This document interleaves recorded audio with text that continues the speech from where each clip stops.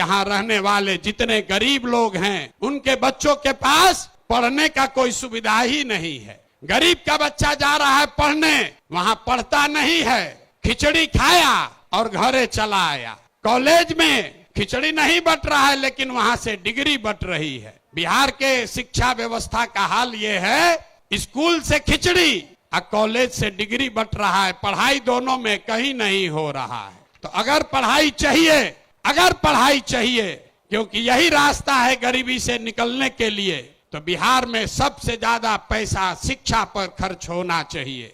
इसलिए जनसुराज कह रहा है कि जब हमारी व्यवस्था बनेगी तो 1 घंटा के अंदर शराबबंदी को उठाकर फेंक देंगे।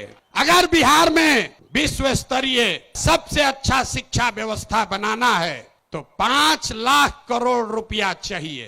5 लाख करोड़ रुपया चाहिए अगले 10 वर्ष में, तो देश का सबसे अच्छा शिक्षा व्यवस्था बिहार में बना दिया जाएगा।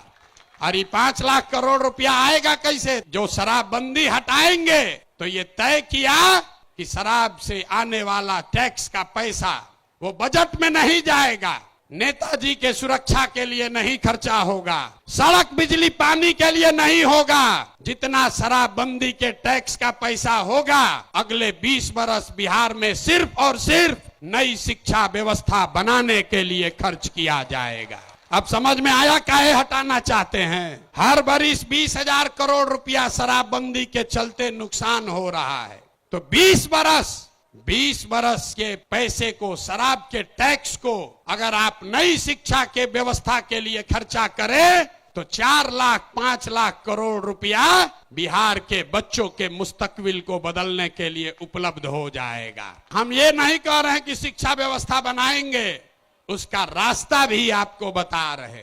5 लाख करोड़ रुपया जुटाएंगे इसी बिहार से और ऐसी शिक्षा व्यवस्था बनाएंगे कि पूरे देश से लोग जैसे नालंदा विक्रमशिला में पढ़ने आते थे वैसे यहीं पर पढ़ने आएंगे, तभी बिहार ज्ञान का भूमि फिर से बनेगा।